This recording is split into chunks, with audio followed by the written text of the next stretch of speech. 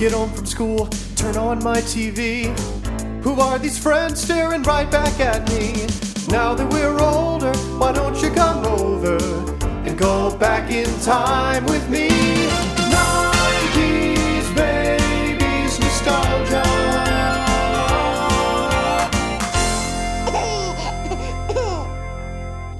Hi, I'm Amanda. And I'm Jessica. And this is 90s Babies Nostalgia, where two fully grown millennial women rewatch and sometimes watch for the first time iconic tween entertainment from the early 2000s. Just to be clear, we are not affiliated with or sponsored by any of the channels or shows that we talk about in the podcast. We just really love watching TV. And today we will be talking about That's So Raven Season 4. 4. And we are breaking it up a little bit. We chose 13 episodes, did I choose? Right? Yep, 13. 13 out of... This one's a shorter season than season 3, which was like a whopping Beast. 31. Yeah, over 30 episodes. This one's like 22, 23 or something. So I chose 13 for us to watch. We're going to talk about the first 9 today, which are within episodes 1 through 14. And we're going to wrap up the last 4 episodes next time and finish our sort of like ranking and evaluation of the show. So Yep. be sure to tune into that. But for now, season 4. Yeah. And I wanted to say we're back. We have taken a small hiatus, a longer hiatus from recording, but a small hiatus from posting for the last few weeks. And so it feels good to be back. We're finishing off That's So Raven. We're going to go straight into Phil of the Future. We both have had crazy lives, and we hope that your springs are going well. Ours have been busy. But we're excited to be doing this again. Yeah, this was not planned at all. No. Jess has been busy at work. I moved back to the city and like I didn't have internet for a while. I didn't have stamina for a while. Yeah. It's been a lot. I Yeah. still am not fully recovered. But we're just going to try to get back into the swing of things. And honestly, I'm proud of us for both remembering our intro. Me too. I was really nervous there for a moment. I was like, are we going to mess this up? Because we normally do. I know. That's what we needed, was a break to... Yeah, seriously. This is season 4. Before we get into the episodes, they're of note. The intro changes a tiny bit because instead of, yep, that's me, she starts saying, oh, snap. That's me. And of course the intro changes like the clips and stuff, which happens every season. Yeah. To me, season 4, and I think Disney Channel does this a lot, season 4 almost feels like a different show. Yes. Like, I don't know what it is, but when they did this with Hannah Montana as well, and I don't know if that's because it's the same producers, but they do it a bit with Wizards too. When shows get to their 4th season, they give them this big bedroom makeover. They give them new sets, new characters, and I honestly don't want that. Like, I want what I came here for, what I've been watching for the last 3 seasons. Yeah, I definitely think you can tell there's like an up in the budget, an up in the production. They're really trying in this season, and I don't know if it's they're trying to retain the viewership that they had in season 3, or if because of the success of season 3, like Disney just threw all of this budget and all this extra at them. I don't know if it lands. I think it's a fantastic season. I just don't know if it all was necessary. Yeah, I wish it was set up a little bit more in season 3. Because it feels so abrupt. It really feels like they're like, congrats, you made it to season 4. And, you know, Raven was the first show that we're covering to make it to a 4th season.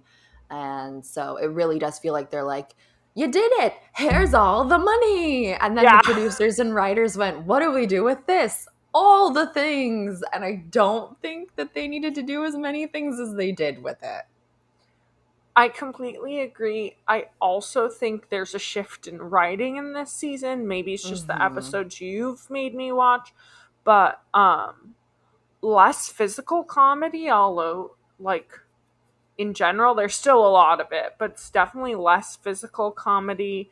And a lot of more, like, Lizzie McGuire, like, plot lines with, like, the hard-hitting topics and, like, we need a lesson out of this episode. It feels a little more grown up, kind of. Yeah. And I just don't know if I want that.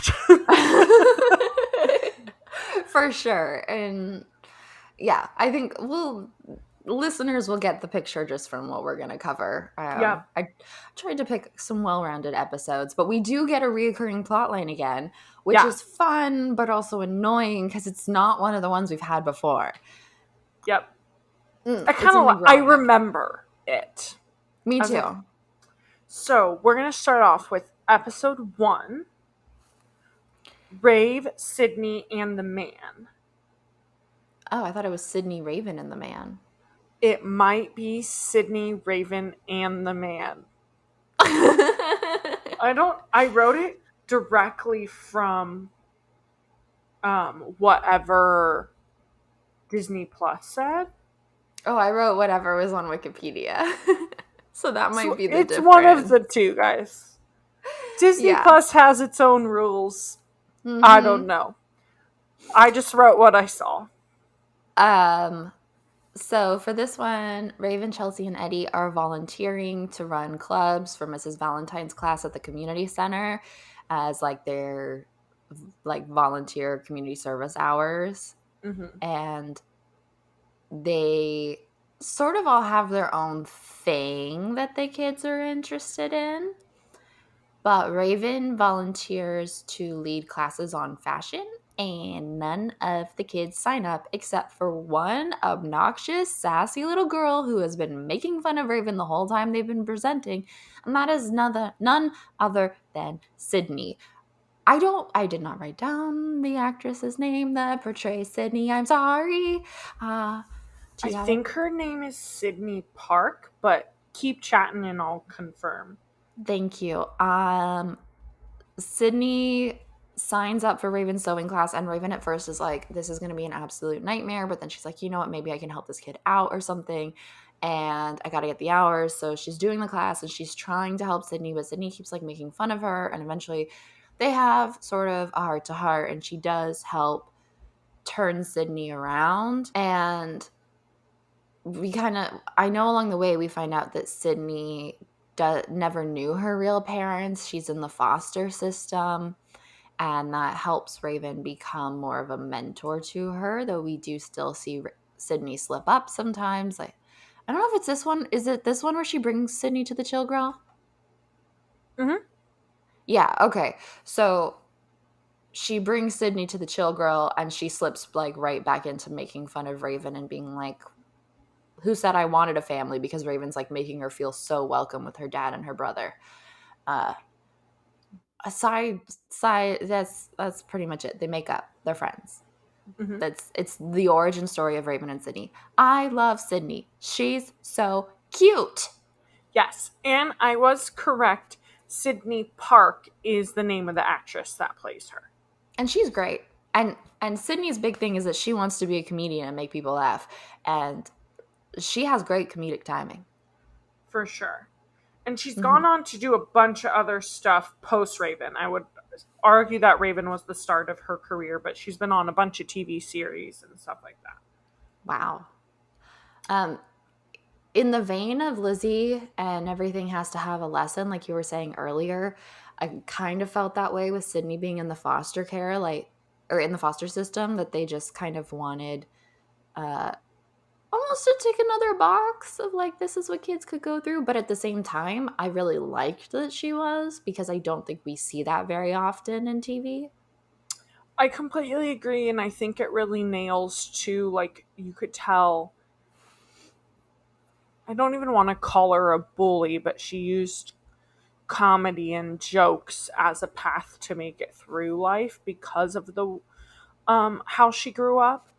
And I think that a lot of kids do this. And so I think that I like that they're sharing this message. Also, it's a very real thing that kids are in the foster system. Mm-hmm. So I did like it. Mm-hmm. I almost wish they touched on it more because I feel like it was just one sentence and then we moved right along. Yeah, for sure. B plot that ties into it, kind of. Yeah, so B plot Oh. is that Corey goes to his friend Larry's bar mitzvah. Played by David Henry from Wizards of Waverly Place, who keeps showing up. Yep, we get more David Henry and we get more this season of him. And so at Larry's bar mitzvah, Corey makes a comment where he's like, this isn't really that much presents. And Larry's like, oh, that's because most people at bar mitzvahs give money. And so then Corey, being the money hungry person he is, and we know, he decides that he wants to have a bar mitzvah. And so, hold on, I'm getting there. And so he goes and tells Victor, hey, Dad, I want to have a bar mitzvah. Victor's like, no fucking way, you're not Jewish. You can't have a bar mitzvah. In which Corey comes up with the grand idea of, okay, then I'm going to have a bro mitzvah. And for some reason, Victor's like, great, you go do that. And let's host it at the Chill Grill. This ties in because he's looking for some free entertainment, and Raven's like, this is perfect. Sydney can test out some of her jokes and perform in front of all their family and friends. And so that's kind of how the two plot lines tie together. And Victor ends up learning like that Corey was really in it only for the money. And he brings Larry back in to sort of explain to Corey that a bar mitzvah is much more than just receiving presents, that he has to do a whole rite of passage within his religion and memorize and read passages of the Torah and like take on the responsibility of becoming a man, you know? Yes, and going like deep inside and learning more about himself and who he wants to be. I'm glad that they got better at the end. And again, Jewish representation. Got a lot of bar mitzvahs in this period. I'm still so angry that they have a bro mitzvah. I am so angry that Victor agreed to that. I will say I have 2 friends in my life who I'm close to who are Jewish. One of them was like, yikes, that would not be on air today. And the other one was like, oh my God, cute. And the one that said, oh my God, cute, is one that's had a bar mitzvah, but also is more culturally Jewish, less faith. Whereas the one who thought it was very offensive is much more like into her faith. So, you know, let us know how you feel about it. I think that it's offensive to 2 groups of people because because both Jewish people and Black people to say that they would do that, you know? Yes. And I think the problem to me is like Victor starts out so firm with you can't have a bar mitzvah because you're not Jewish. And he says to Corey, more than that, like a bar mitzvah is just not about having a party. It's a rite of passage and it's about becoming a man. And there's so much more involved and you are not Jewish, so you can't have one. And then he totally flips the moment that Corey is like, well, how about a bro mitzvah? And it's like, seriously? Doesn't Corey say, like, yeah, I get that. Like, I'm going to try to be more of a man or something like that? Maybe. I feel like Victor's like, it could be a good thing for you. Like, he's acting as if he doesn't know that it's just about the money. Yes. Yeah, it takes Victor a long time to realize that it's just about the money. And it's like, hello. Between the bro mitzvah and Mrs. Valentine, the community center teacher who's throwing out like AAVE type slang, like, or trying to dance awkwardly to Eddie's hip hop rap class. Between those 2 things, this to me, I think, is the most offensive episode of the show. It just like we went from one cringy plotline to another cringy plotline and back and forth, and it hurt to watch. I also would say a part that hurt to watch for me is like Raven obviously gets upset, enthralled, enthusiastic, all the emotions over what she sees in her visions all the time. This is very normal for Raven. Mm-hmm. However, she has a vision of Sydney slamming the cardboard door of the cardboard playhouse in her face. And Raven is so upset. She's like, I don't want to go over to that community center. She's just going to slam the door in my face, blah, blah, blah. It's like, it's a cardboard door. Why are we so angry? This is the child that is experiencing emotions, and this is how her emotions are coming out. Also, it's cardboard. It's a playhouse door that Raven then rips apart with her entire body and destroys it. So, She like, does. maybe we should be more upset about that and less upset that Sydney was slamming the cardboard door in your face. In her defense, Raven is also a child navigating the situation. Yes, I guess, but still. But yes, she definitely overreacts. She is in her drama in this episode. Yeah, for sure. So, next one? Just one shout out. At one point, Sydney says that boys smell like cookies and dirt, and I just thought that was a very cute, like, childhood way to say, like, what boys smell like. That's all. I definitely think the second one's accurate. I don't know about the first one. I would say some boys smell like cookies, some boys smell like dirt, and some smell like both. It's been a while since I smelled a boy. um, episode 2, Pin Pals. The trio is in a bowling league, and they are one game away from winning a trophy because they're going to get 9th place. Apparently, everything 9th place and above gets a trophy. Confusing to me why it's not the top 10, but besides the point. Raven makes these cool ass bowling jerseys that are like customized with their names for them. And while they're prepping for this and they're getting excited and getting hyped about winning a trophy, Raven gets a vision that she's going to get to meet her favorite fashion designer, Donna Cabana. And her vision includes basically Donna being like, oh, thank you for saving the day. And so Raven's like super, super excited about this, sees a newspaper that says that Donna is in town in San Francisco. And so Raven is calling, trying to get into this party that's like a release for her new line. And it so happens that it's the same day as the bowling competition. And she does not care at all that she's No. going to miss it. She's actually a bitch to Eddie and Chelsea and is like, you guys aren't caring about me. This is my favorite fashion designer. This is my moment to show her my designs. And they're like, we've been working together as a team. Our only chance of getting 9th place is if we all work together as a team. And she just does not see their side, sticks to her guns that they aren't being friends to her, even though she's the one not being a friend to them. Mm-hmm. And so she ends up sneaking into this party because it's an Egyptian theme line and there's Egyptian dancers and the mummy is late and Raven overhears this. So she goes in the bathroom, wraps her entire body in toilet paper and sneaks in as the mummy. Everyone hates Donna's designs. The party is a disaster. They catch Raven. They're chasing Raven around back and forth.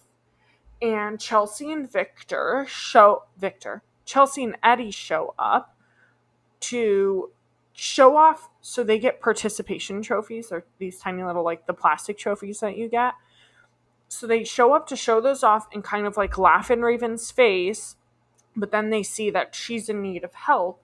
And everyone ends up clapping and loving their bowling outfits.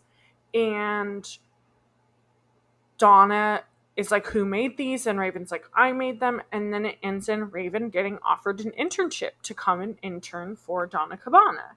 And this starts out the reoccurring plotline of this, the main reoccurring plotline of this season, which is Raven having this internship. I like this episode. I like what it sets up. Donna Cabana is played by Anne Marie Johnson, who has been in a bunch of things, and she does very well as Donna Cabana. This is when we first find out that Tanya is now in England studying Yeah. international law as well. Never comes back. It's even mentioned in Raven-symone that she's in England, which is like 15 years later because she has fully grown teenage children.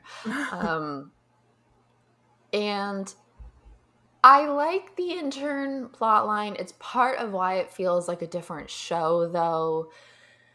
It's fine. I feel like Pen Pals and or episode 6, which we're going to talk about, should have been the season opener, though, because while I love Sydney, she shows up in a few episodes. She shows up in like maybe 5 or something. But the internship is really the reoccurring plot line. Yeah. So it feels like a season opener. It feels like when we got the chill girl at the start of season 2. Yep. You know? I feel... Yeah, I completely agree. I think that it does feel like more of a season opener, and it would make more sense because it sets up the rest of the plot lines. Mm-hmm.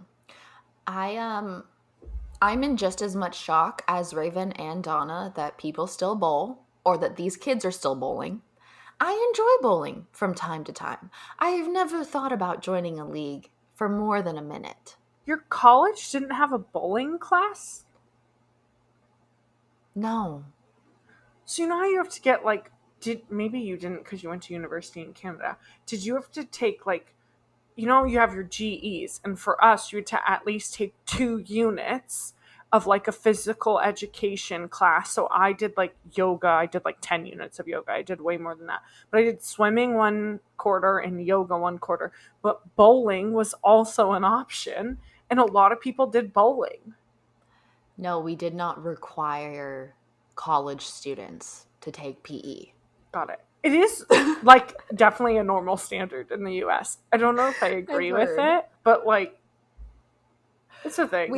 We had a rec center that taught classes that you would pay extra for, and you would do usually outside of class. You didn't get credit for it. Got it. I took burlesque dance 1 semester. Anywho, I'm a little surprised that they're bowling. Whatever. I'm a little surprised everyone loves the bowling shirts. Whatever. Raven, like you said, she's a bitch. She doesn't deserve their help. When they show up at the end, I'm like, what the fuck? Like, she does not deserve their help. No, and while we've been like applauding or enjoying how they're always down for her antics in all the other episodes, this was the one where I was like happy to see them stand up to her because she's been going too far. In this season especially, this is not the only episode I feel this way. She crosses the line too many times. And I don't know if it was the budget thing we were talking about, if more money was thrown, so they just went bigger and bigger, and that just had an effect on Raven's plot lines. But she takes it way too far, and she actually becomes quite unlikable. Yeah, she's perpetuating my theory that she's the villain. Yeah, yes. Yeah. And I think when she's saying, like, you aren't thinking about me or something like that, I feel like Raven says something, or Chelsea says something like, we're always helping you. Yep. Which they are. They're literally always helping her. This is the one thing that they've asked her for. Mm-hmm. But whatever, make up, be friends. Yep, correct. I don't know what the B plot is if there is one. So the B plot ties into us learning that Tanya's in England. Victor's like, y'all, you got to step up around the house. You need to do some chores. So he assigns Raven in charge of picking things up and like cleaning around the house, and he puts Corey in charge of cooking dinner. And so Corey hires a personal chef for the family to make dinners. Victor catches him, plays a little joke on him where he pretends to have an allergic reaction to some of the food. And Corey's like, I don't know what's in that food. I didn't cook it. I hired a chef. And Victor's like, this is about you learning to step up and do things for the family. And Corey's kind of like, well, I had the money, which I'm like, you know, I personally kind of see both sides. And I'd rather eat the personal chef's food than Corey's food. Correct. It's a German chef, too, and he has a thick accent, and Corey can't understand, like, you put the schnoodle in the hoodle in the minute, and it's like... He's Yeah. just making up words. It doesn't sound real. No, because he's like, you put the pickle on the schnitzel and the this on the that, and Corey's trying to remember it and he can't. Yeah. Very The brief. the Sorry, what? the chef. I don't know if it's in the episodes you've watched, but he actually does make another appearance in this season. Oh, Mhm. I have not seen him make a second appearance yet. Hmm. Do you have anything other comments on the B plot? No, I didn't take any notes on it. Okay, brief C plot, like very, very, very brief, but I loved it, so I want to bring it up. Victor learns about Donna Cabana being in town, and he's like, oh my god, I love Donna Cabana. I wear her jeans all the time.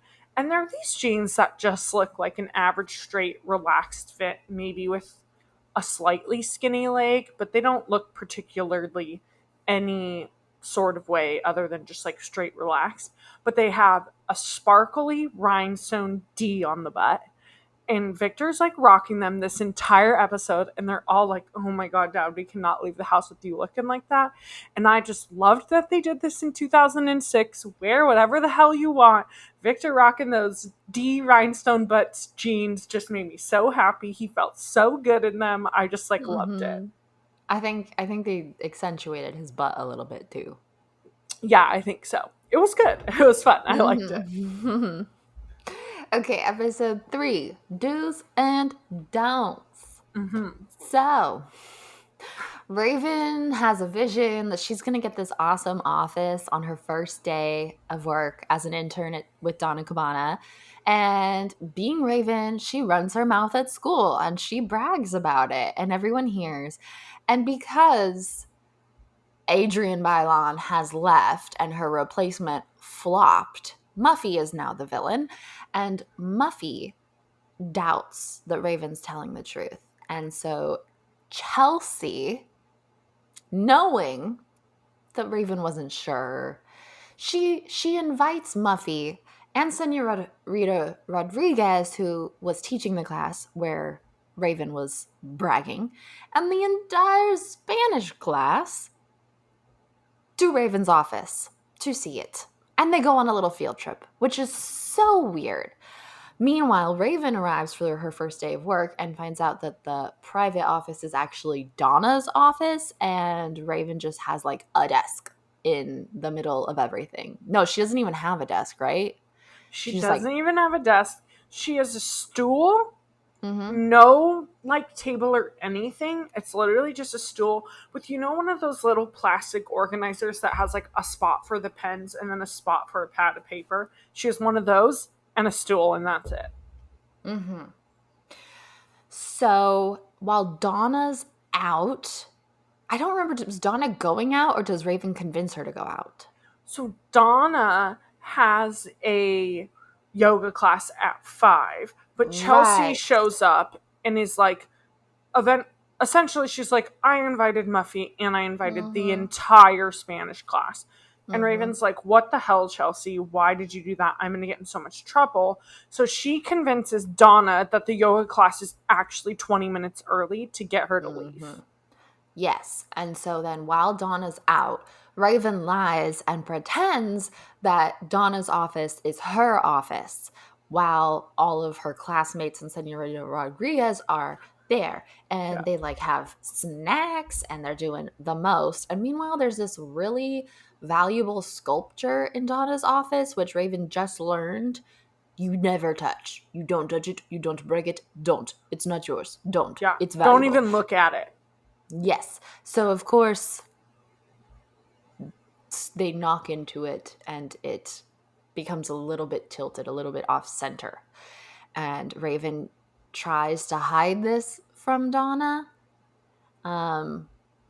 Tiffany, who is Donna's assistant, who we also saw in the previous episode and is a recurring character who hates Raven, she unexpectedly saves Raven's ass by breaking the sculpture. Does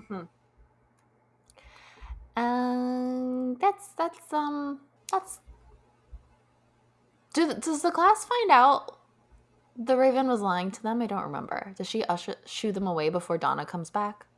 she shoos them away before Donna gets back. This is a rare episode where, like, Raven actually doesn't get in trouble for any of the shenanigans. Well, I'm not going to say rare, actually, because very Because she gets away with frequently a does lot of she... shit. Yeah. But she gets away with it. She shoos them away. Tiffany actually is the one who ends up getting blamed. Though Donna and Raven kind of have a moment where Donna comes into her office and is like, something feels off.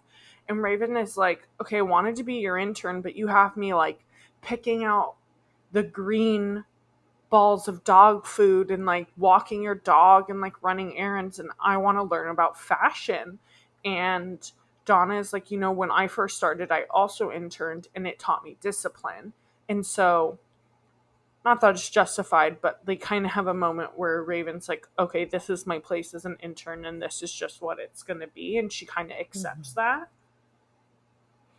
Sorry, guys, but if you are of that age, internships are largely used for grunt work. They should be grunt work related to the position, Yes. but still grunt work. Yeah. Uh, Also, we'll get into it in another episode because it's brought up, but like, don't take an unpaid internship. Oh, yeah, but in 2006, so most internships most were of unpaid. them were. Correct. Yeah.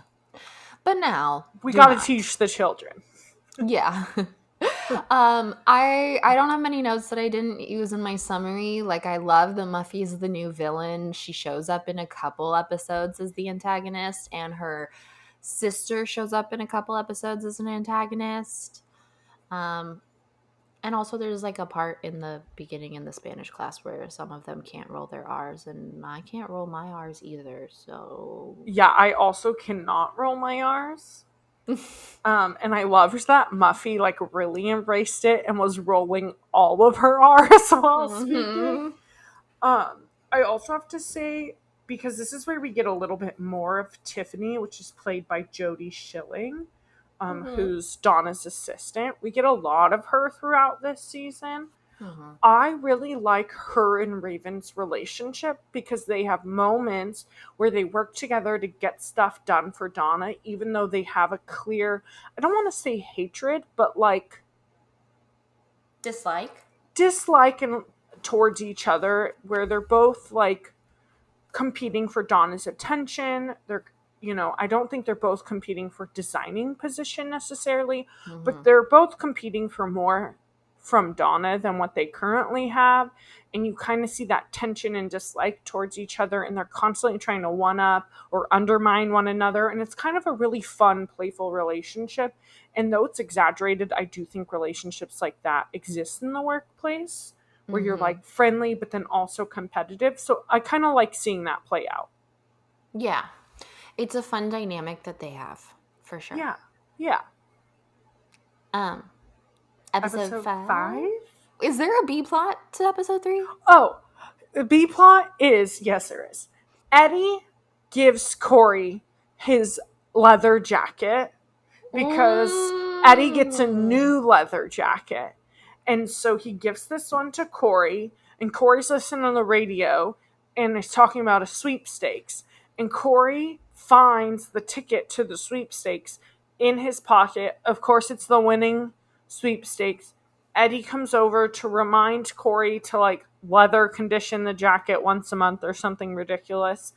And he hears about the sweepstakes and he's like, hey, I'm pretty sure I had a ticket for that. And then basically Corey and him are fighting over this ticket. They have 1 hour to call in, and they spend the entire time fighting with each other that neither of them end up calling in to win the TV. Love a good Eddie and Corey plot. Yep. We get a lot of those in this season. Yeah, I think because of the internship, they weren't sure what to do with them. Yeah. Maybe. Or maybe they knew people liked the dynamic.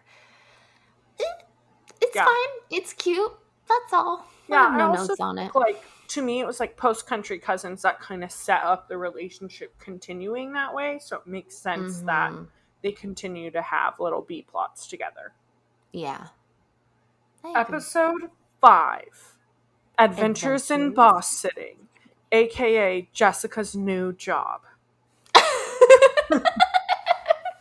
That is also what I do on a day-to-day basis, but in a more realistic way than what is done in this episode. Professional way than what is done in this episode. Correct, but it's still babysitting grown adults. For anyone listening and wondering, Jessica is an executive assistant. So, Yes. Yes. And this is not an accurate representation of what the job is like at all, but that title, very accurate representation.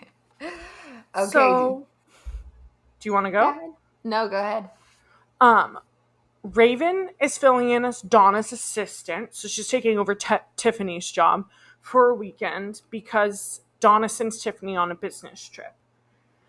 At the same time, Devon calls Raven and is like, my dad's coming in for a business trip. I really want to have a romantic evening, just the two of us. I only get one night there, and I just want to have a nice romantic evening. They plan this cute little dinner date. Raven's really, really looking forward to it. Mm-hmm. And so Raven is waiting for Devon to arrive, and Donna shows up at her house. And she's heartbroken because her boyfriend had just broken up with her. And she's crying and she's a wreck. And she's like, I can't be alone. You don't have anything else more important. Like, you said you would be here for me 24/7. Like, she's really guilt tripping Raven into, like, doing everything and basically being a parent to her while she's going through this heartbreak. And so she sends Donna upstairs with her sewing machine so Donna can let the breakout out of her in a creative fashion. She also gets Chelsea and Eddie to go and babysit Donna so she can spend some time with Devon. Devon comes over, but she's like, oh, I actually don't want to go out to the Purple Lobster anymore. LOL. I don't want to go out to the Purple Lobster anymore. Let's just stay home. But Raven has this ridiculous pager that instead of a pager, it literally sounds like it's tasing her every single time it goes off. And she keeps getting pulled upstairs because Donna needs this and Donna needs that. And, like, Devon's really confused because Raven's, like, not telling Donna what's going on, but she's also not telling Devon what's going on. And they're having, like, a really romantic night, but Devon gets over it. And so Raven previously had this vision that the night was going to go bad and that Devon was going to be like, you know what, that's it, Raven, work through. And her vision comes true. Mm-hmm. Connected, side plot. Corey and Cindy decide that they're going to see other people. And they go to different schools, right? Yeah, they go to different schools now. So they decide they're going to see other people. So Corey is taking this girl named Brittany to the movies. And he runs into Sydney, who's with another guy. I think his name was like Tyler, some generic white boy name.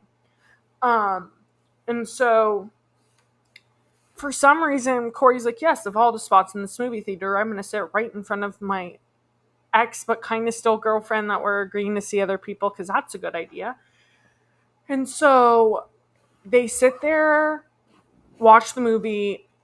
Corey ends up crying. He has this like weird vision that's like him and Cindy in the movie. Not Sydney, different character. And he ends up crying. Brittany's like, you know what? You're too emotional. Like, why are you crying? Like, I wanted to see stuff blow up. And she leaves. Mm-hmm. So now flashback to the house. Corey gets home. They're all, Raven, Corey, and Donna are all sitting crying on the couch about how they're like alone and heartbroken. And it's a really funny moment. Mm-hmm. And Cindy knocks on the door. And she's like, you know what, Corey, I saw how emotional you were. And we shouldn't see other people. And we should be seeing each other. And then next up is Devon. And he's like, you know what? I overreacted. Like, I didn't understand everything that was going on. And they share a cute little moment. And then Teddy, who is Donna's boyfriend, knocks on the door and is like, we should get back together. And so then it ends with all of them having their romances back in their life. It's very cute. And Donna's boyfriend is nothing like what you expect him Yeah. to be. Yeah. He's like very plain white guy. Like a Con- foot shorter than her. mm-hmm. Um, Devon. Yeah. I love that they give us more of him. The only thing that makes me sad is, unfortunately, this is his last episode in Oh, the show. that And is sad. it doesn't feel like a great last episode for him. Like the prom episode was better to Yeah. me. Yeah, because that hit a little bit harder. Where this one was like, I mean, he literally told Raven they were through. Like, it's not a really, They spent a lot of time fighting and Yeah. yeah. But I'm still glad we got him in this season. Me too. And it is a cute episode, but it's not where the prom episode really felt like, yes, everyone was involved, but it felt like a Devon and Raven episode where this didn't necessarily feel that way. This was Mm-hmm. more of a Donna and Raven episode, and Devon just happened to be there. And at the end, I think Donna and Raven agree that there's some boundaries that need to be set, right? That she can't just come to Raven's house and cry to her in the middle of the night. Yeah, she's basically, Donna's like, well, you said 24/7. And she was like, I didn't realize that 24/7 literally meant all day, every single day of the week. Mm-hmm. Raven does say this to her, but to me, it doesn't really end in like clear set boundaries. I think Donna just really, like, this episode to me was the one where she really was like 24/7, you're an intern, blah blah blah, like you work for me. And it's like, dude, you're not paying her. Yeah. She doesn't owe you shit, especially on the weekends. It was also seeing what Tiffany goes through because Raven was doing her job. It's fine. It's fine. I assigned it because it was Devon's last episode. And it had Devon. And we've watched every Devon episode. I like Devon. Yep. I thought it was cute. It was good. I do have one comment on the B plot. When they're in the movie theaters, right, Corey sees Cindy, and then he sees two seats together, which is what he's looking for him and Brittany. And they're in the row in front of Cindy. Instead of walking through that row, having the two people that are sitting down stand up and walking through and then taking their seats, like any normal human would do when you're in the movie theater, they climb over the back of the chairs to get into the seats. And I don't know, just made me mad. Why? I think I've seen that happen in TV before, and Oh, I it thought never you were going to say in happens. real life. No, I've never seen it in real life, and it should never happen in real life. And seats in movie theaters are too big for that anyway, so I don't understand when it happens in TV. Yeah, plus it's like common etiquette. If you sit by the aisle at the movie theater, you're going to have to stand up when other people need to get in the row. Mm-hmm. So Like in an airplane. Yeah. Also, this movie that they were watching, I don't know what it was supposed to be, but it was like some sort of period romance. Mm-hmm. But it did not look like a new movie. It looked like they were rewatching an old movie. I was like, this is weird. But why are they seeing it in the theaters? It just felt weird. It'd be a big coincidence if it was a like budget rewatch theater and they were both there as opposed to a new release. Yeah, or to like a drive-in, because like, yeah, some drive-ins have new releases, but normally drive-ins will do like rewatch stuff too. But then you wouldn't see them. I guess not. Also, I don't think they can drive because they're in middle school, so that would be confusing. Okay, episode 6. Hook up my space. So, Corey is asking Victor if he can use the basement for his band. And Raven, who's been feeling like her room's a little small, is like, hold up, I'm the big sister, I need the basement. I need the basement. Basement, mine. Yep, I'm moving into the basement.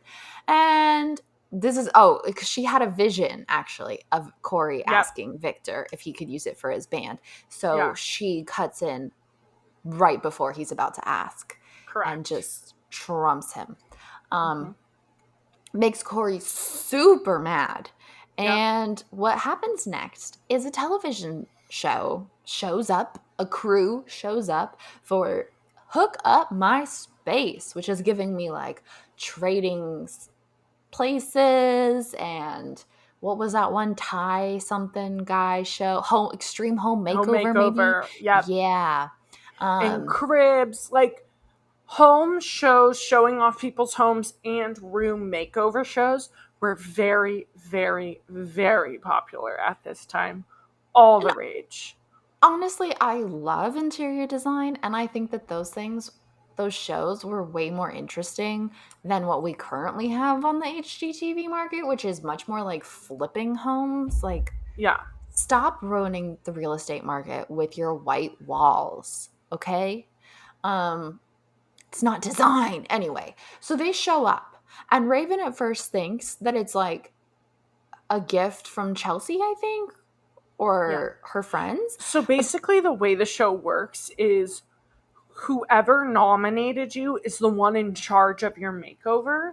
And so she just assumes that Chelsea is going to be the one in charge of her makeover. Yeah, so she's like, I want this. And Chelsea's like, what are you talking about?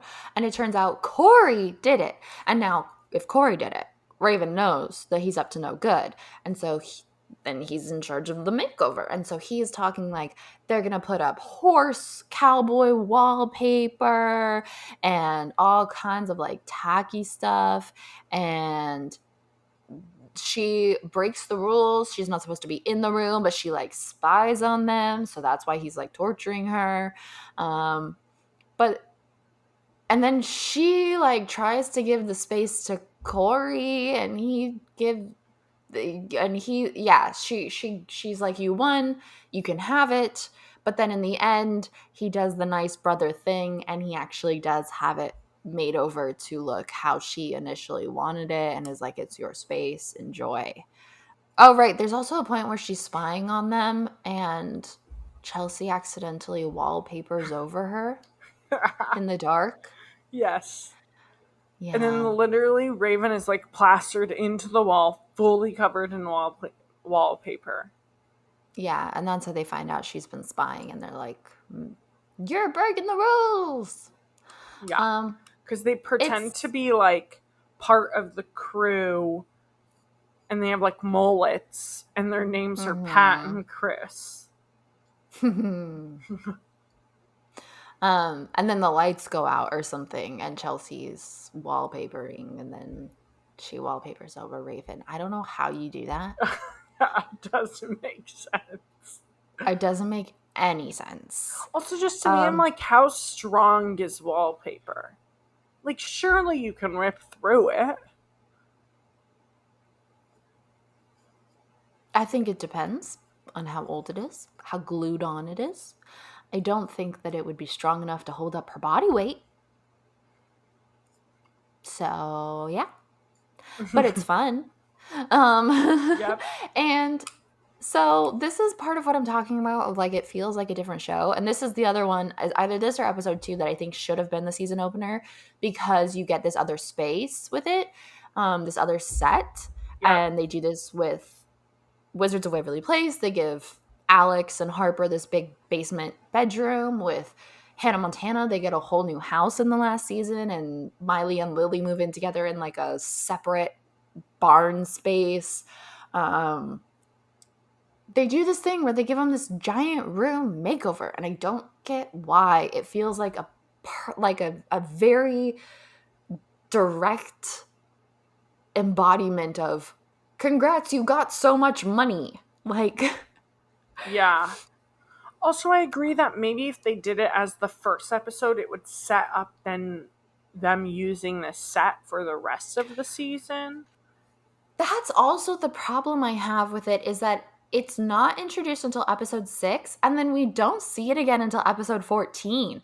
They really don't utilize the new room very much. No. No, and in episode 14, we don't really get it that much either. There's just a scene of them sitting on the couches. Oh, I guess we do get it a lot, actually. There's some moments, Yeah. where she, like, throws a party. There's Yeah. a thing later in an episode I don't think I have you watching, with some, like, Girl Scout knockoff thing, and she has the girls, like, camping in the room.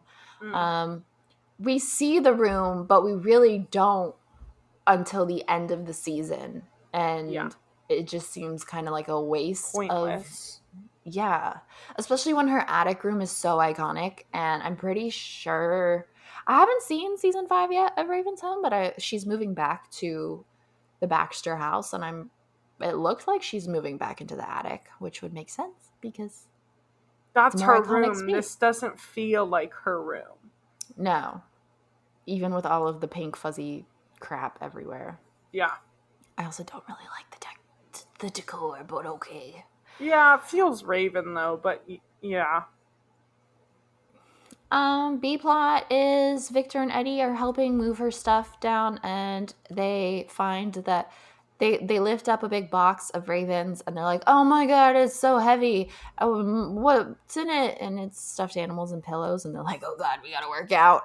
And so they turn Raven's old room into an exercise room with Victor's weights, and there's pink weights. I remember that, and then joking like it's emasculating. They're really out of shape, and in the end they decide that they don't like working out, and I think they give Corey that room for his band because he needed a room for his band. That was the whole point. Yeah.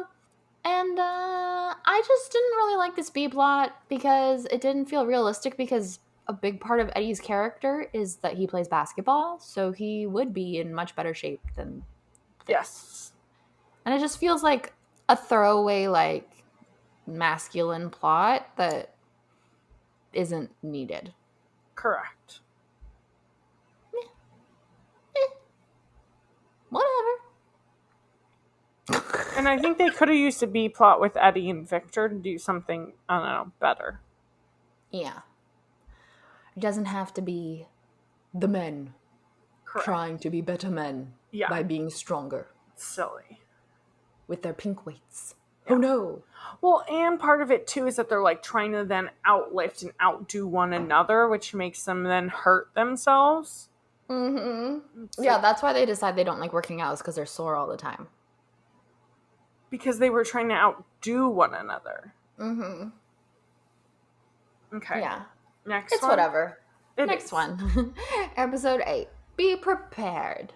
Yep. So, Maria Maria. Shriver, First Former- Lady of California, former First Lady, but at this time she is visiting Donna Cabana, and they're going to film this like emergency preparedness video, and Donna's going to do all the outfits for them. But Maria needs a hot band for the video. And so Raven's like, I know the perfect people. Let me call the boys in motion. So Sorry, but in what world would you have the designer and not the talent? Doesn't make sense. Very confusing. Donna says that Raven should make the wardrobe for the boys' video because she's like, you know the boys, you know what they like, you should make it. Part of this is that Tiffany gives Raven's a copy of the emergency preparedness plan for the office. And it's like, Raven, make sure you make copies of these and distribute them to every single person on the team. This is important for later. The boys come in, Raven's showing them her designs. They're like, we don't like green, we don't like orange, blah, blah, blah. And she's like, what the hell do you like then? If you don't like anything I'm coming up with it. Then they end up having like a fight, and they're like, the boys are out of motion, and they leave. And Raven's like, oh shit, everything's falling apart. And so then she calls them all separately, and are like, you're going to do a solo video, you're going to do a solo video. So they all come in thinking that they're going to do a solo video, but she's like, you're not the boy in motion, you're boys in motion. So she gets them back together to do the video. She comes up with a new wardrobe for them. She shows them the design. They really like it. But then she has a vision that Coco, Donna's dog, is going to like tear it to shreds. So then Chelsea and Eddie put Coco in this closet, which Chelsea's very against.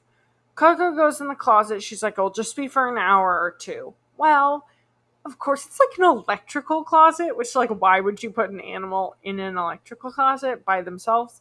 Makes no sense. Coco tears through the wires, which causes all the alarms in the entire building to go off. And they're all freaking out. They're like, "Oh no, what do we do? Do we take the elevator?" "No, you don't take an elevator during an emergency. Like, we have to take the stairs." "Oh, but the stairs are going to take too long." And then Tiffany's like, "The emergency preparedness plan." And everyone's like, "What are you talking about?" And Raven's like, "Oh shit, I forgot to give that to you." And so then the firefighters show up and they're like, "You're lucky this isn't a real emergency. You need to be better prepared, blah, blah, blah." And then it ends in them watching the emergency preparedness video with the boys. They're all dressed up in firefighter costumes that Donna created, inspired by the actual firefighters that showed up. And that's the episode, guys. And then they make They make the music video. Just be smart, be prepared. Yeah. This one feels very Californian, even aside from former First Lady Maria Shriver, who at the time was married to Alex Schwarzenegger, who was Arnold Schwarzenegger. Oh my God. Correct. I was like, I don't know who Alex Schwarzenegger is. Who was our governor.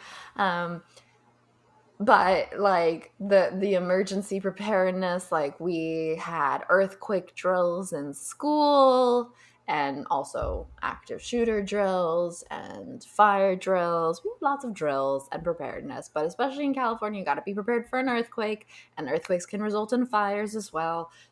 And also we have a lot of fires. So you got to be prepared for those things. So I got it, and it was like, felt very California. Also felt like kind of I feel like the Obamas got a lot of crap for being on TV as much as they were. I know Barack Obama did because he was like on late night while he was president. And I also realize that that's racism, but I know that Michelle Obama was on a couple shows for Disney and probably also Nick because of like the things that she wanted to say to the kids. And so it was kind of interesting. Like, I forgot that Maria Shriver did an episode of Raven. And so when I saw her show up, I was like, okay, so this totally didn't start with the Obamas. No. Also, like, my note was like, does anyone care about the First Lady of California? Like, I could not tell you who the First Lady of California is. I don't know. Unless it's the First Lady of the U.S., then I know who that is. Other than that, don't know any First Ladies. Don't know the First Lady of L.A. I can tell you who L.A. City Mayor is. I can tell you who our California Governor is. Can't tell you who the First Ladies are. I cannot tell you who the governor is of California or New York. I have not been paying attention, and there's been recent elections for both of those. However, I will say when Arnold Schwarzenegger was governor, I did know Maria Shriver was the First Lady because because when he got elected, it was a big deal because he was the big first like celebrity run since Reagan. And I remember Bush really liked Schwarzenegger, and he like teased the idea of changing the law that you have to be a natural born citizen to run for president. It was like he wanted him to go further. My parents liked him because he's a Republican and they're Republicans, although now he likes things that they wouldn't like. He's probably too liberal for them anyway. He and Maria were celebrities before they were in politics, so I did know who she was. Got it. I didn't know who she was. Got it. But it was a little blast from the past, for sure. And I do very much remember that video for the Boys in Motion. And my other note that is not related to the plot is that while I was looking up this one, I saw that the director of it was Miss Debbie Allen, who is mostly known to our generation as Dr. Catherine Avery / Fox in Grey's Anatomy, where she also produces and directs a number of episodes. But she's also been in Fame, and she's on a presidential committee for the arts, and she's gotten like a million Cool. Tonys and Emmys and all kinds of things. Like, she's a Cool. very talented Black woman. So I was pleased to see her name. Yeah, that's awesome. Also, this is one where the side plot and the main plot, though they don't technically overlap with one another, they're the same plot. The entire plot is about being prepared for emergencies. Honestly, feels a little relevant to, like, the current climate as well. Yeah, I mean, you know that this would have been like Maria Shriver's thing, is like she wants to make sure that the kids know how to be prepared and the families know how. So then she approached Disney and was like, I need an episode about this. Well, her people approached Disney. Yeah. It's fine. It's cute. The video is memorable. And for, like, something that's, like, you're kind of like, what? Disney did a whole episode on being prepared for disasters. It's actually, like, pretty well done. Yeah, I think it's relevant for, especially for San Francisco. Yep. The way that it feels California. Should we move on to the next one? Yep. Episode 12. For better or worse, I really like this episode. Yep. So Donna asks Raven, finally, Raven's sick of doing the grunt work. And so she finally gets to show Donna some sketches for her new fall clothing line. And Donna likes her designs, but she thinks that this one sweater would be better with a fur collar.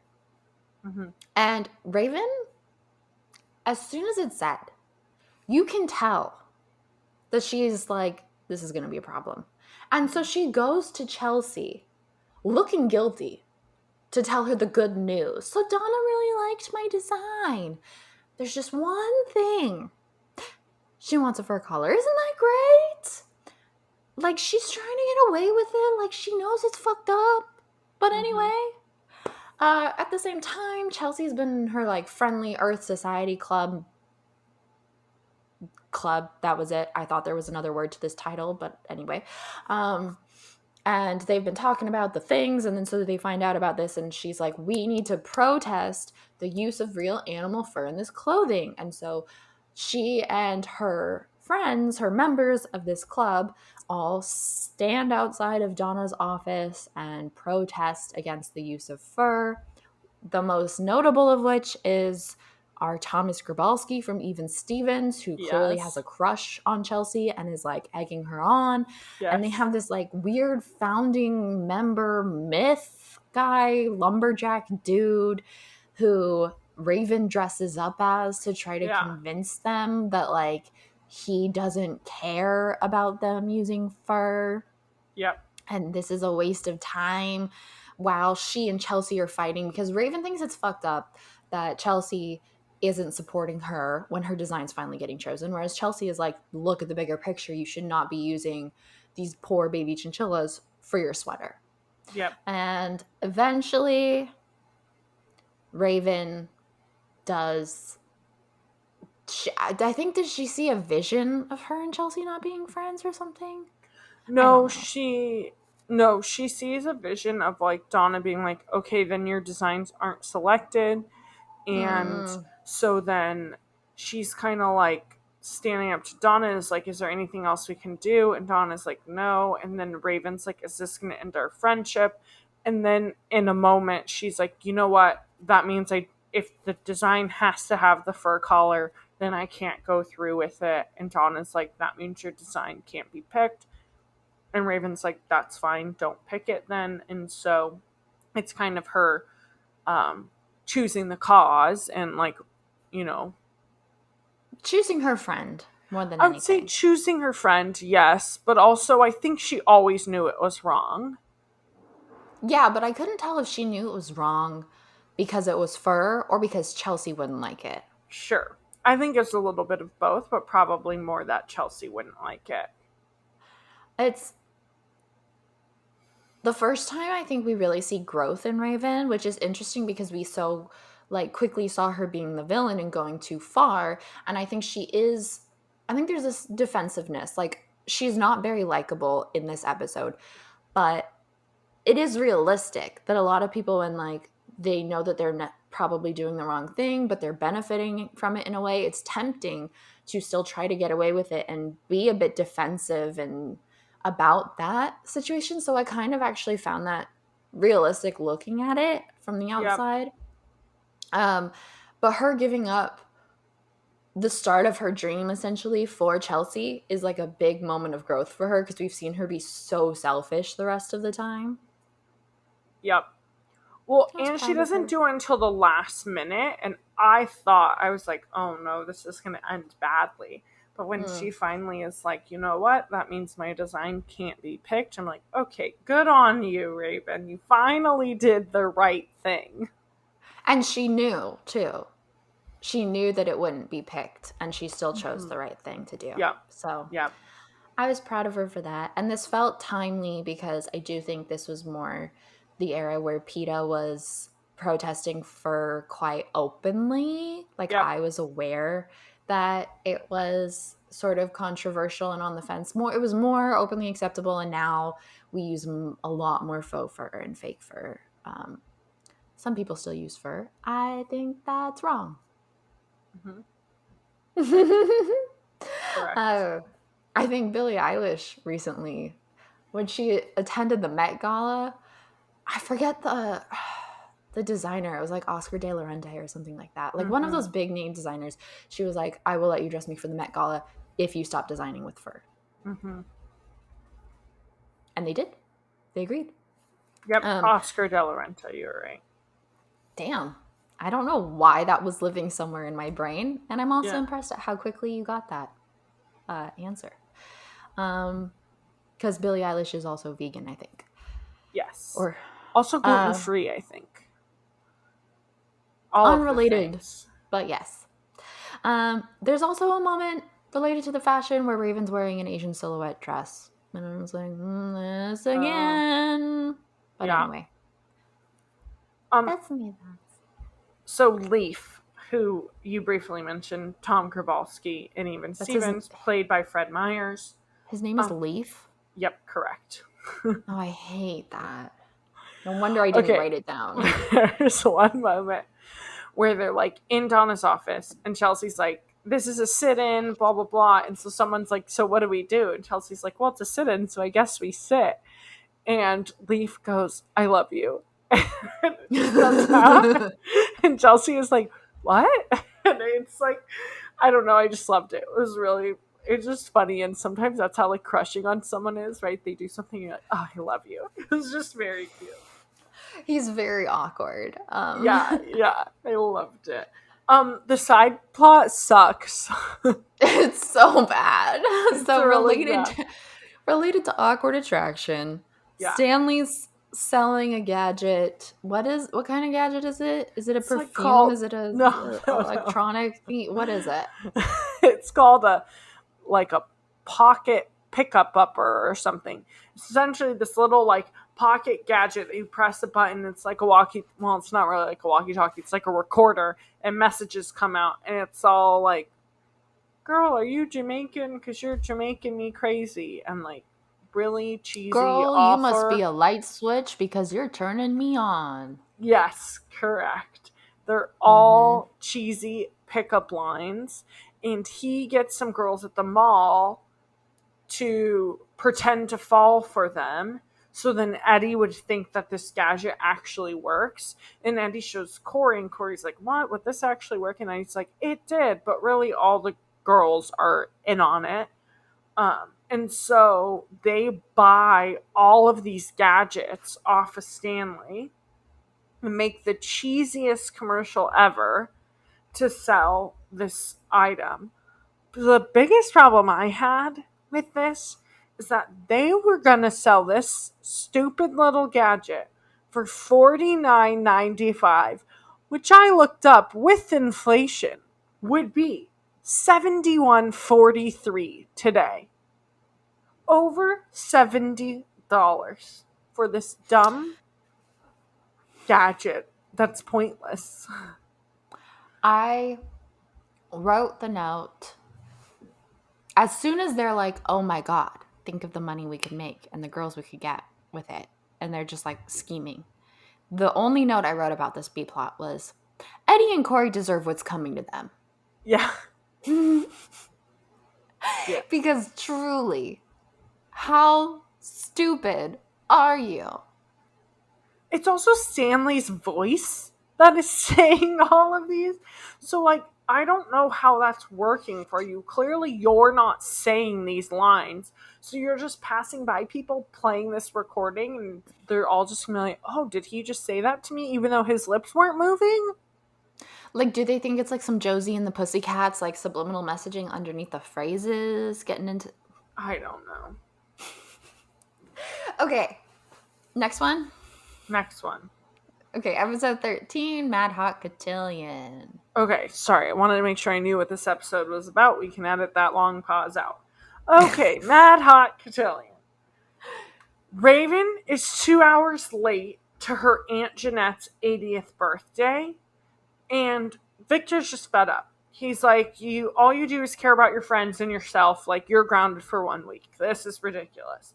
No friends, no going out, no nothing. Like, you have to be at home every single evening. Raven's losing her goddamn mind. She's bored. So, the main plot is that Corey and Larry are hanging out in the hallway and they see this bully called the Juicer come up. And the Juicer comes up and Larry like runs off and Corey's talking to him and he's like, I have a crush on the new girl, Kayla, and I don't know how to talk to girls and I need you to like tell me how to talk to girls. Otherwise I'm going to like beat you up. And so Corey's like, just approach her, like talk about movies, TV shows, like hobbies. And so then the Juicer's like, movies, TV shows, hobbies, like, but doesn't actually talk about those things. So then Kayla's like, what the hell? And like walks away. And so Corey's trying to find ways to get Kayla to like the Juicer. And so Corey writes a poem pretending. So Corey asks for advice from Raven, being like, my friend likes this girl, actually meaning his friend. Raven thinks he's referring to himself. Raven's like, you should write her a poem. Girls like poems. So Corey writes his poem pretending to be the Juicer. Then he's trying to find out what Kayla thinks of the poem. And so he shows up at cotillion class, which is like a manners and etiquette class that Larry also is in. And so Larry and Kayla are in this class and Kayla's like, it was corny. I didn't like it. Like, that's not what I want. And so Kayla kind of shows that she's actually into Corey. And Corey's like, oh no, this is bad. She cannot be into me. Like, I'm going to get juiced by the Juicer because he like crushes things with his hands. Until they become juice. Correct. All sorts of things. Like a basketball. Juice comes out of it. And so Kayla's like, you should come to the cotillion ball. And so Corey does. But he's like, I'm going to pretend to be the bad guy. So then Kayla doesn't like me. And I'm going to get him and her and the Juicer to be together. Meanwhile, the Juicer shows up to like beat up Corey, I think, or to yell at Corey and be like, what's going on with Kayla? But Raven's there. And so then Raven gives the Juicer advice and is like, you should go to the cotillion ball and try to get your woman. And so then the Juicer dresses up, he brushes his hair, he puts on a suit, and he goes to the cotillion ball. Meanwhile, Corey's there trying to be the bad boy, and Kayla's like really into it. And then the Juicer gets all pissed and like out bad boys Corey. And Kayla's like, oh, if this is how you are, then I want you. And Raven is there. Well, Raven has a vision that Kayla's going to choose Corey over the Juicer, or choose the Juicer over Corey, and she thinks that she fucked up giving him advice, and so she runs to the cotillion to try to stop what's happening and ends up like dancing with the juicer and dancing with Corey and stuff. But I think she can't get to Corey in time to figure out that he actually wants Kayla to choose the juicer. Until afterwards. Mm-hmm.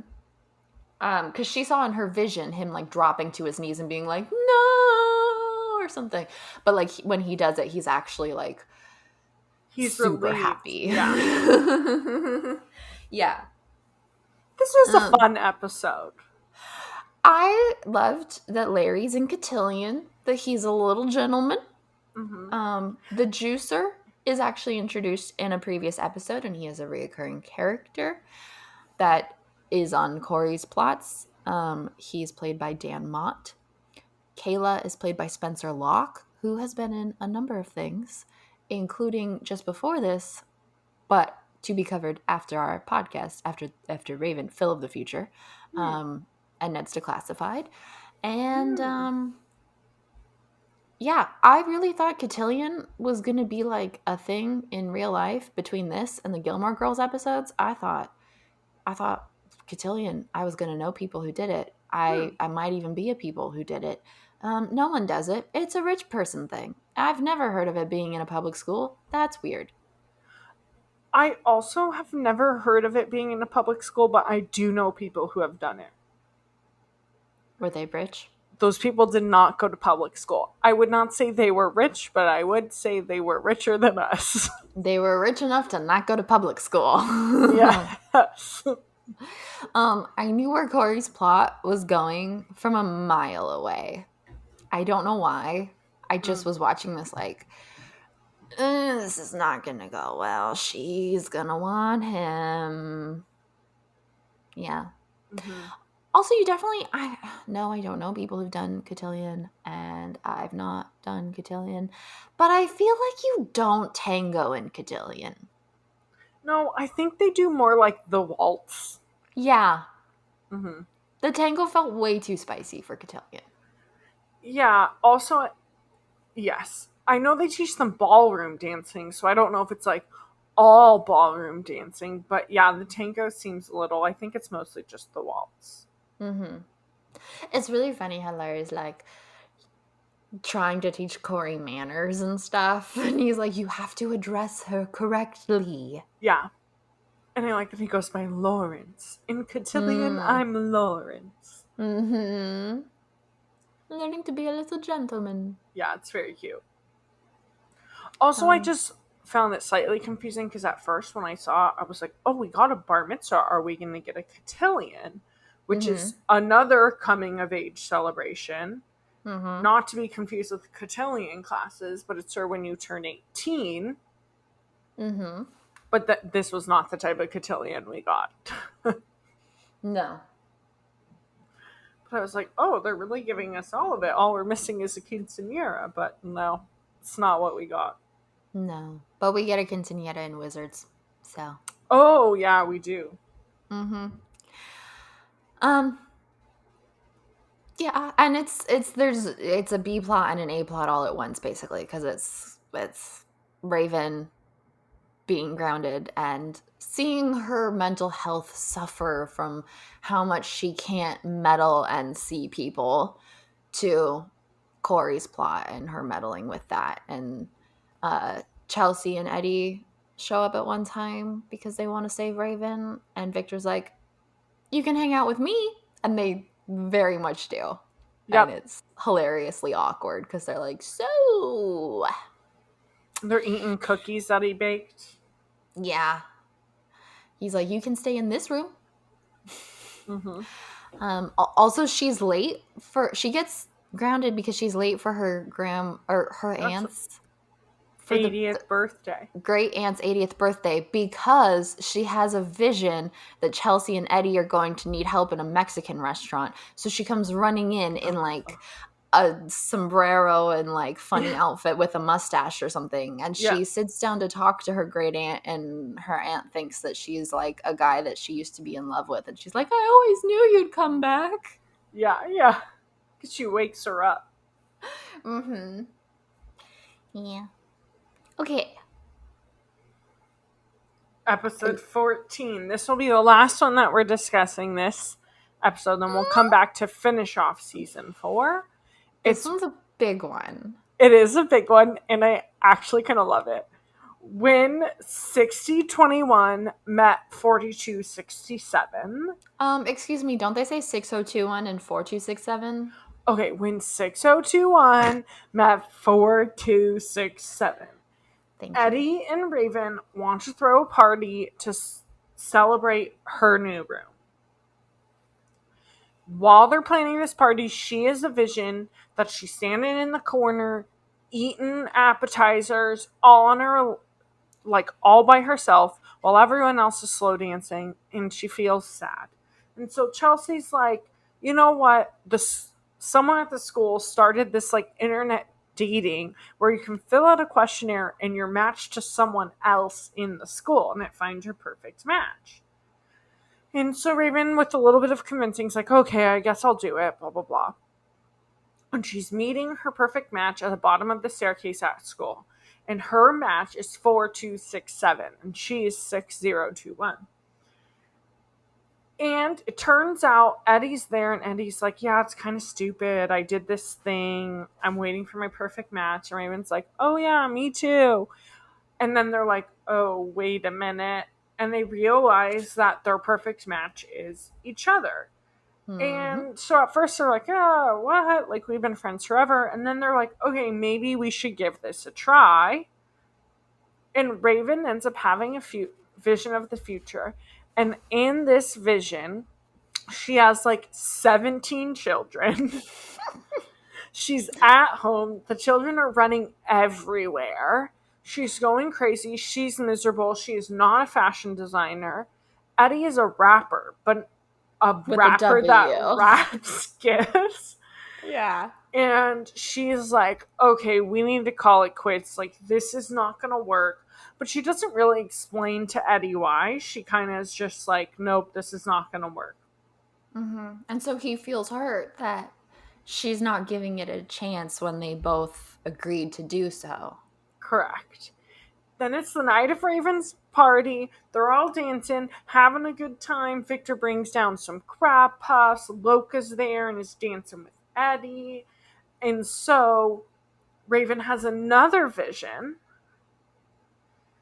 that they're together, but it's much more positive this time. Like, Victor is babysitting their kids. They have 2 cute little kids.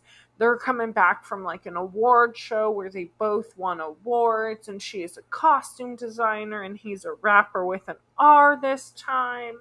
Mm-hmm. She's like, I just kind of want to know what future is the reality. And so she brings this up to Eddie, and they both agree, okay, we're going to give it a try, but they don't want to ruin their friendship. And they kiss, and they're both like, that was awkward. There was no spark. At least we tried. Let's move on. Mm-hmm. And so the party ends. Eddie goes back to dancing with Loca. They have a good time. And then as Eddie's walking out the front door, he walks back in and gives Raven another kiss. And they both were like, no. Mm-mm. But then when they shut the door, they both kind of make faces where like, okay, maybe it wasn't as bad as the first one, but there still wasn't something like super sparky there. But they don't really explore it further than that. No, they're both like, whoa. Like they felt the spark the second time. I didn't get that impression. It seemed like they kind of were like, it kind of was there, but not so sure. They still seemed unsure. Oh. The Wikipedia summary says that in the last scene they share one more kiss, and there they both deny any feelings of a spark, but both of them end up showing that they liked the kiss and may have feelings for each other, even though they decided to just be friends. I feel like that's reading into it a little bit more, but sure. That's what I got from it, but we can say that happened. Oh, there's a lot in this. Can we say the B plot real quick just to get it out of the way? Get it out. Yeah. Corey is mad that Raven won't let him come to the party. Stanley is also mad that he isn't invited. So Stanley gets on Corey's shoulders and they look like one giant tall man, even though clearly it's one person on top of another. And they show up at the party. Loca's like, oh my god, who's that tall drink of water? And then Corey ends up like sneaking out from underneath, and Loca's like, oh my god, you're less than half of the man that I thought you were. And so then Stanley and Corey start to like run back out of the party, and Raven's like, nah, just stay and hang out. Yeah. Little baby trope time of the two people on top of each other with the trench coat on thing. I doubt anyone's ever done that in real life, or at least gotten away with it. Yep. But it definitely was a thing in TV. Yeah, it is a TV thing. That's true. I think Loca gets, real quick before we get to the A-plot notes, because that's like a whole feast that we're going to get into. I love Loca in this episode. I love her in general. She and Eddie were dancing some type of way. I don't remember it. I just know that I wrote down, why were Eddie and Loca dancing like that? That's embarrassing. But I think she gets like the funniest line of the series because when Corey walks out, she's like still holding Stanley up, like hugging him up, and he's like, just look in my eyes, baby. And she goes, I thought you was the one. You ain't even half the one. Yeah. And I do remember loving that line as a kid, and I still love it. Yep. Those are my only notes on the B plot. Do you want to get into the A, or do you? Yes. A plot. So I love this plot for many reasons. It didn't feel like, sometimes with Disney, which I think there were definitely feelings of this with, why can't I speak? Lizzie and Gordo, where it's like, because the fans were pushing it, Disney kind of gave the fans what they wanted, and it felt kind of forced to an extent. However, this is one of those things where like it never really was pushed. It just kind of happened in this episode, and it's just done in a way where you're like, okay, we have been friends. Maybe there is something more. And I just kind of liked it. And they're shown as being very compatible friends who like think of the same thing a lot of the time. I kind of felt the opposite of you though. Oh. I felt like, at least in Lizzie, we had the constant build-up of Gordo showing signs that he liked her and was trying to ask her out. And then over time, we started to see an inkling of feelings from her. It was a little more artificial on that end. Whereas this one just felt like addressing how come the two leads that are of the opposite gender have never dated. And after all of the Devon stuff, this was not satisfying. This, to me, felt shoehorned in. And it's never addressed after this episode. Yeah. See, I didn't feel that way. I guess to me, because they ended up agreeing it was better to be friends, they did it in a very, very mature way. And I think that this is something that happens in real life, especially at the high school / college age, where you have male friends, or they could be friends of the same sex as well, whatever you're into. But where you have friends that are really, really good friends, and then sometimes there's that moment of like, but are we compatible for there to be more? This isn't something we ever really thought of before. I will say I didn't feel any chemistry between them until the second kiss. Like, it felt very forced. And then the second kiss, I was like, okay, I do feel a bit of chemistry. That's okay. Yeah, see where I felt I didn't feel any chemistry, but then I think that kind of reinforced the fact that they were like, okay, we both gave it a shot and we're friends. But I didn't, even after that second kiss, I was like, there's still nothing there. It feels awkward. It's uncomfortable sometimes to watch them, like, pretend. Yeah. Interestingly, the vision is of her with twins and Eddie married, but in Raven's Home, the spinoff, she does have twins. However, the father is not Eddie. It is Devon. More on that later in the next episode, but yes. Also, like, side notes, Chelsea is still with Randy/Danny, whatever his name is, her prom date from the previous season, and I really liked that gem that they're still together. I thought it was cute. Yep. And I think that the kitchen set changed, or that we got a new angle to it. I do not remember that, like, back walkway thing where there's like an office visible from one of the walls of the kitchen. I don't remember that until this episode, and then we get it after this. I'm gonna have to pay more attention because I did not catch that. It confused me, but I digress. So did you like that they threw this in there, or you would have preferred had they not? I'm neutral. Okay. I think I didn't like it. My first note is I do not feel chemistry between Raven and Eddie, and nothing comes of this episode, so why did we force it? And then my second one is, okay, the second kiss, I felt the chemistry. Okay. So, I could have lived without it, but like the party and stuff was kind of cute. So. Yeah, I thought it was a fun episode. I really enjoyed it, and it's one I remembered. I like the double vision. I like the uncertainty that she has of what the future could be. Yeah. That she doesn't get an easy answer. No. Mm-hmm. Which then Eddie does kind of say, like, well, your visions have steered you wrong many times. Like, you know, because she's like, I just want to know which one is true. And he's like, well, you can't fully trust your visions. Like, maybe you can't have an upper hand here. Like, you just have to let life play out the way it's supposed to. Yeah. Also in this season, which maybe it happened in previous seasons, and I just didn't remember it, but Raven wears heels to school a lot more, and I don't know if that's because she's working for a fashion designer or they just made that character choice, but like, when would you have ever worn heels to high school?